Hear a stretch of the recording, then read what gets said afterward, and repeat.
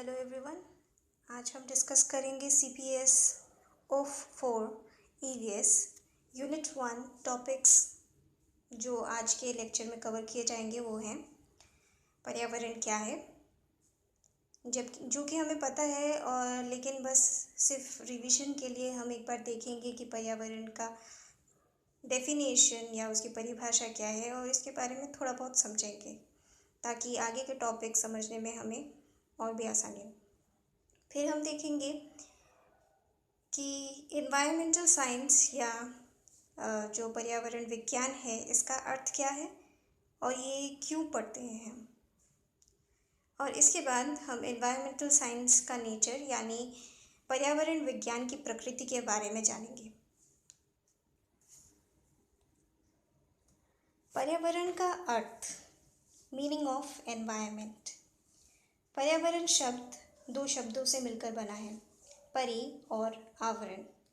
परि का अर्थ है चारों तरफ यानी चारों ओर, आवरण जो ढका हुआ है, यानी कौन इससे ढका हुआ है, हम और हमारे आसपास, हमारे आसपास जितनी भी चीज़ें हम इस चीज़ों से ढके हुए, चाहे वो वायु हो, वायुमंडल हो, हमारे जलाशय हो या पहाड़, घर, बिल्डिंग्स, चाहे वो लिविंग हो या नॉन लिविंग हो, यानी वो जैविक हो या अजैविक हो, ये सभी ही हमारे पर्यावरण का हिस्सा है और इन सभी को मिला के पर्यावरण बना है। तो पर्यावरण को हमें पता है कि अंग्रेज़ी में एनवायरनमेंट कहा जाता है। इसका ये जो वर्ड है, ये जो शब्द है, इसकी उत्पत्ति फ्रेंच शब्द एनवायरनर से आया है और इसका अर्थ है नेबरहुड। नेबरहुड अर्थात आस पड़ोस। तो इससे हमें पता चलता है कि हमारे आसपास, हमारे आस पड़ोस में जो भी चीज़ें हैं, चाहे वो लिविंग हो, जैविक हो या अजैविक हो, जितने भी चीज़ें हों, ये सभी मिला के हमारे एनवायरनमेंट या हमारे पर्यावरण को पूर्ण करते हैं। अब पर्यावरण को मूलतः दो भाग में विभाजित कर सकते हैं। एक होगा प्राकृतिक पर्यावरण यानी नेचुरल एनवायरनमेंट और दूसरा होगा मानव निर्मित या मैन मेड एनवायरनमेंट या पर्यावरण। तो जैसा कि नाम है प्राकृतिक पर्यावरण या नेचुरल एनवायरनमेंट, ये वो होगा जो प्रकृति में पहले से ही उपलब्ध है, चाहे वो जैविक हो या अजैविक हो। प्रकृति में जैसे जैविक जितने भी समस्त जैविक जीव जंतु हैं, वो सभी ही प्रकृति से ने ही उसका निर्माण, उन सब का निर्माण किया है। जबकि अजैविक में भी लगभग सभी अजैविक वस्तुएं जो प्रकृति में हैं, उन सभी को हम प्राकृतिक अजैविक वस्तु बोलते हैं। प्राकृतिक पर्यावरण वो है जो प्रकृति में पहले से उपलब्ध है, यानी प्राकृतिक में जैविक और अजैविक, जैसा कि अभी बताया, जैविक और अजैविक दोनों ही उपलब्ध है। जैविक का अर्थ है लिविंग, नॉन लिविंग को हम कहेंगे अजैविक। लिविंग नेचुरल एनवायरनमेंट यानी जो लिविंग थिंग्स है, जैसे ह्यूमन बीइंग्स, मनुष्य, पेड़ पौधे, पक्षी, कीड़े मकोड़े या वो भी जो आँखों से दिखते नहीं हैं, माइक्रो ऑर्गेनिजम्स, ये सभी जो जैविक है, ये प्राकृतिक पर्यावरण का हिस्सा है। वही अजैविक प्राकृतिक पर्यावरण के हिस्से क्या क्या हो सकते हैं? पेड़ तो जैविक हो गया।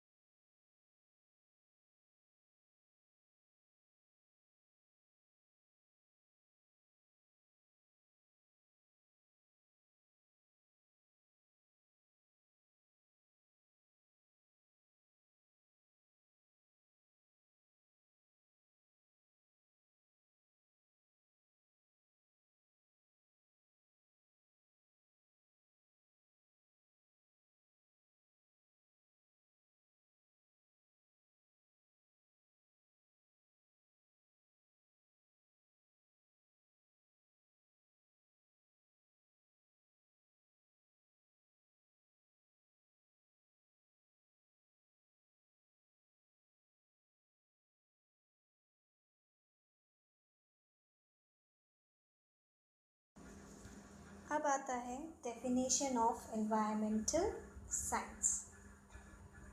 तो या पर्यावरण विज्ञान की परिभाषा। जो ज़रूरत पड़ी एनवायरमेंटल साइंस एक अलग ही ब्रांच बनाने की, यानी पर्यावरण विज्ञान का अलग ही एक ब्रांच बनाने की ज़रूरत इसलिए पड़ी, शाखा बनाने की ज़रूरत इसलिए पड़ी क्योंकि हमने देखा कि विज्ञान सभी शाखाओं में, लगभग सभी शाखाओं में इनका एनवायरमेंटल, हमारे पर्यावरण के ऊपर किसी न किसी तरह से कोई प्रभाव पड़ रहा है, चाहे वो सुप्रभाव कहे या दुष्प्रभाव कहे। तो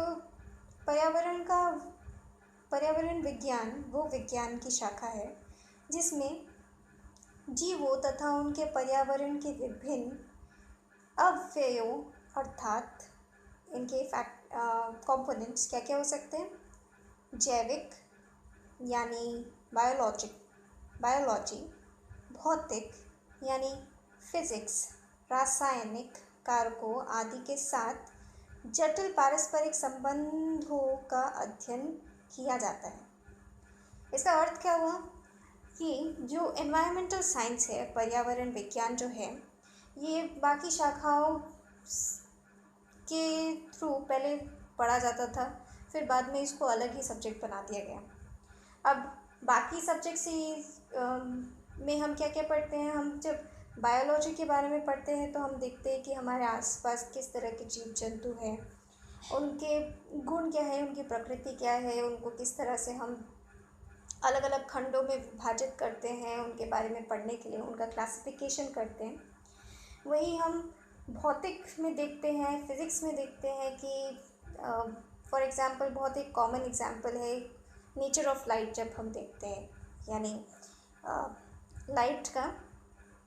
लाइट की प्रकृति, या हम जब साउंड के बारे में पढ़ते हैं, ध्वनि के बारे में पढ़ते हैं भौतिक विज्ञान में, तो ये सभी ही कुछ हिस्से इनके एनवायरमेंटल साइंस के कुछ हिस्से दूसरे विषयों से जुड़े हुए हैं। और जब हम उन विषयों में इनके बारे में पढ़ते हैं, उन विषयों के बारे में पढ़ते हैं जहाँ पे इन्वायरमेंट के बारे में हम डिस्कस करते हैं, ठीक है, उससे जुड़ा हुआ साइंस को हम एनवायरमेंटल साइंस कहते हैं। उन सभी विषयों को एक साथ एकत्रित करके एक नया विषय बनाया गया जिसको हम एनवायरमेंटल साइंस कह रहे हैं। चाहता है कि ये एनवायरमेंटल साइंटिस्ट कौन है और इनका काम क्या है। तो जो वैज्ञानिक होते हैं, पर्यावरण वैज्ञानिक, इनका कार्य होता है कि वो पर्यावरण की गुणवत्ता यानी उनकी क्वालिटी की निगरानी करें। ऐसा होता है कि काफ़ी बार पोल्यूशन की वजह से या किसी भी चीज़ की वजह से अगर उसका किसी भी चीज़ का क्वालिटी कम हो जाता है तो उसका क्वालिटी कंट्रोल करना बहुत इम्पॉर्टेंट होता है। अगर हम किसी भी चीज़ का क्वालिटी कंट्रोल नहीं करते हैं, अगर हम जो जैसा है उसको उसी हाल में छोड़ देते हैं, उसकी निगरानी नहीं करते या हम सुधार उसमें नहीं करने की कोशिश करते हैं, तो एक वक्त आएगा कि वो पूरी तरह से ख़राब हो जाएगा और फिर हम उसको दोबारा हमें रिप्लेस करने की ज़रूरत पड़ेगी, यानी किसी नई चीज़ उसकी जगह पे नया सामान खरीदना पड़ेगा। अब बात आता है कि हम पर्यावरण के साथ तो ऐसा नहीं कर सकते। हम पर्यावरण अगर एक बार पूरी तरह से ख़त्म हो जाए तो हम इससे किसी भी तरह से रिप्लेस नहीं कर सकते, इसकी जगह पे कुछ और नहीं ला सकते। तो इसीलिए उसकी गुणवत्ता यानी उसकी क्वालिटी मेंटेन करके रखना हमारे लिए अति आवश्यक है। हमारी ज़रूरतें, हमारी सभी ज़रूरतें प्रकृति से और हमारे पर्यावरण से जुड़ी हुई हैं। तो इनका जो क्वालिटी है वो मेंटेन करके रखना, ताकि हमें अभी भी हम उतना चीज़ें यूटिलाइज़ कर सकें या अपनी ज़रूरतें भी पूरी कर सकें और पर्यावरण ज़्यादा प्रदूषित भी ना हो, उसकी ज़्यादा नष्ट भी ना हो। ऐसे एक बैलेंस मेंटेन करके रखने के लिए, संतुलन बनाए रखने के लिए पर्यावरणीय वैज्ञानिक सहायक है। ये क्या करते हैं जो इकोलॉजी होता है वाटर या लैंड में, जो इकोलॉजी होता है, इकोलॉजी क्या होता है, या सॉरी इकोसिस्टम, जो इकोसिस्टम होता है उसको इकोसिस्टम क्या होता है, अपने आप में एक छोटा एनवायरनमेंट। जैसे पानी के अंदर की दुनिया अपनी ही अलग है, ज़मीन के ऊपर की दुनिया पानी की दुनिया से काफ़ी अलग है। तो जो स्थलीय यानी टेरेस्ट्रियल इकोसिस्टम है और जलीय इकोसिस्टम, जलीय पारिस्थितिकी यानी जो वाटर एक्वाटिक इकोसिस्टम है, ये दोनों को का स्वास्थ्य बनाए रखना भी मानव के लिए बहुत आवश्यक है। मानव कृतियों के कारण हम जानते ही हैं, मानव कृतियों के कारण हमारे पर्यावरण, हमारी प्रकृति के ऊपर कितना अत्याचार हो रहा है।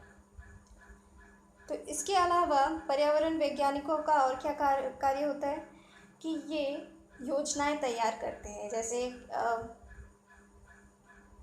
कहीं हमने काफ़ी बार देखा है, हमने कई सारे कानूनों के बारे में पढ़ा है, जो वाइल्ड लाइफ प्रोटेक्शन एक्ट्स होते हैं, फिर जो फॉरेस्ट एक्ट्स होते हैं, कानून जो विभिन्न।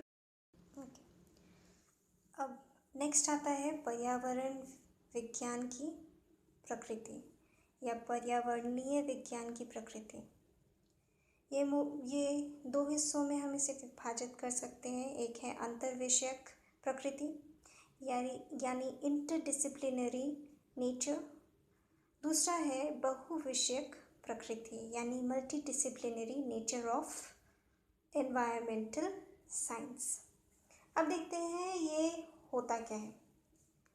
इंटरडिसिप्लिनरी यानी अंतर्विषयक, इसका अर्थ है कि जब हम अलग अलग विषयों को एक साथ जोड़ते हैं या उनमें कुछ समानता होती है और हम उस समानता के बारे में पढ़ते हैं, ठीक है, उसे हम कहते हैं अंतर्विषयक। ठीक है, उस प्रकृति को कहा जाता है अंतर्विषयक प्रकृति। अब अंतर्विषयक प्रकृति में हम क्या देखते हैं, हम जानते हैं कि जो एनवायरमेंटल साइंस एक अलग ही विज्ञान जो बना, इससे पहले ये एक्चुअल में आया विज्ञान की वजह से। जब हम विज्ञान के विभिन्न क्षेत्रों के बारे में पढ़ रहे थे, जब हमने इससे पहले भी देखा कि एनवायरमेंटल साइंस की ज़रूरत क्यों पड़ी, वहाँ पे हमने देखा कि जो विज्ञान के अलग अलग विषय हैं, भौतिक विज्ञान, फिर रसायन विज्ञान, वहाँ पे हमने देखा कि इन सभी में मानव गतिविधियों की वजह से पर्यावरण पर किसी तरह का असर पड़ा है और इसी का हम अध्ययन कर रहे हैं पर्यावरण विज्ञान में। तो ये इसके अंतर्विषयक गुण को दिखाता है, पर्यावरण के अंतर्विषयक गुण को दिखाता है। इसका अर्थ हुआ कि ये पर्यावरण विज्ञान दूसरे डिसिप्लिन से भी रिलेटेड है। फॉर एग्जांपल अर्थशास्त्र, इकोनॉमिक्स, कि कहीं पे भी अगर जो नेचुरल रिसोर्सेज हैं वो अगर अवेलेबल है, कहीं पे उपलब्ध है, बहुत ज़्यादा क्वांटिटी में, बहुत ज़्यादा मात्रा में अगर कहीं पे उपलब्ध है, तो उससे एनवायरमेंटल जो साइंटिस्ट होंगे, जो वैज्ञानिक होते हैं, पर्यावरण वैज्ञानिक, वो खोज करेंगे कि कहाँ पे किस तरह का रिसोर्सेस मिल रहा है, किस तरह की चीज़ें मिल रही है, कहीं पे किस तरह का मिनरल मिल रहा है। जैसे हो सकता है कहीं पे गोल्ड मिल रहा हो, कहीं पे कोल मिल रहा हो। तो ये सब चीज़ें पर्यावरण वैज्ञानिक अगर ढूंढते हैं, पता लगाते हैं, पता लगाने के बाद जो कल कारखानों हैं वहाँ से फिर कल कारखानों के जो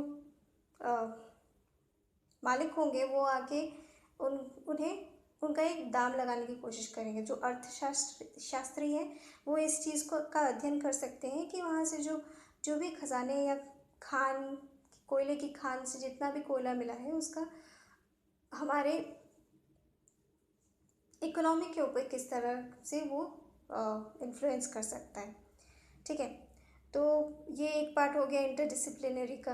दूसरा क्या हम देख सकते हैं कि हमने जब देखा कि हम जब फिज़िक्स के बारे में पढ़ रहे थे तो कहीं पे एनवायरनमेंट पर्यावरण की भी चर्चा हो रही थी। जैसे अभी अभी जो तरह तरह के हम प्रदूषण पढ़ रहे हैं, ये रासायनिक विज्ञान के बारे में पढ़ रहे हैं। कल कारखानों से निकले हुए प्रदूषण की बात कर रहे हैं, किसी रसायन की बात कर रहे हैं, जल थल प्रदूषण की बात हो रही है। किसी भी तरह का विज्ञान है और उसका जो सल्यूशन निकल के आया है, समाधान निकल के आया है, या उसको अच्छे से पढ़ने के लिए हम किसी इंस्ट्रूमेंट का इस्तेमाल कर रहे हैं, वो आया है इंजीनियरिंग से, जो कि फिज़िक्स के बिना पॉसिबल नहीं है, राइट। तो जो वेरियस टूल्स हैं, इनकी मदद से हम पर्यावरण के बारे में और भी पर्यावरण को अच्छे से समझ पा रहे हैं। तो ये बताता है कि हमारा जो पर्यावरण विज्ञान है वो बाकी विज्ञानों से बहुत ही ज़्यादा क्लोजली रिलेटेड है। दूसरा प्रकृति इसका है बहुविषयक प्रकृति। अब बहुविषयक प्रकृति मतलब क्या है कि ये अलग अलग विषय में से जुड़ा हुआ है। तो इंटरडिसिप्लिनरी और मल्टीडिसिप्लिनरी में क्या डिफरेंस रह गया, यानी अंतर विषयक प्रकृति और बहुविषयक प्रकृति में क्या फ़र्क रह गया। फ़र्क बस इतना है कि हम इंटरडिसिप्लिनरी में क्या पढ़ रहे हैं। इंटरडिसिप्लिनरी में हम हो सकता है कि साइंस के बारे में, साइंस में यानी विज्ञान, प्योर साइंस में या जैविक विज्ञान में हम प्रकृति के बारे में थोड़ा बहुत पढ़ रहे हैं, ठीक है। परंतु जो बहुविषयक प्रकृति है वहाँ पे हम एनवायरमेंटल साइंस में की प्रॉब्लम, उससे जो पर्यावरण में विभिन्न तरह की समस्याएं हैं, पहले इनको खोज के जब पर्यावरण वैज्ञानिक निकालते हैं तो इन समस्याओं का समाधान करने के लिए हमें दूसरी डिसिप्लिन की आवश्यकता पड़ती है। अब क्योंकि ये यूनिट हमारा ये वाला लास्ट वाला टॉपिक बहुविषयक प्रकृति यूनिट 2 में भी है, एम्स ऑफ टीचिंग, तो इस पार्ट को हम उसी में कवर करेंगे। आशा करती हूँ आपको आज का क्लास समझ में आया होगा। Thank you very much.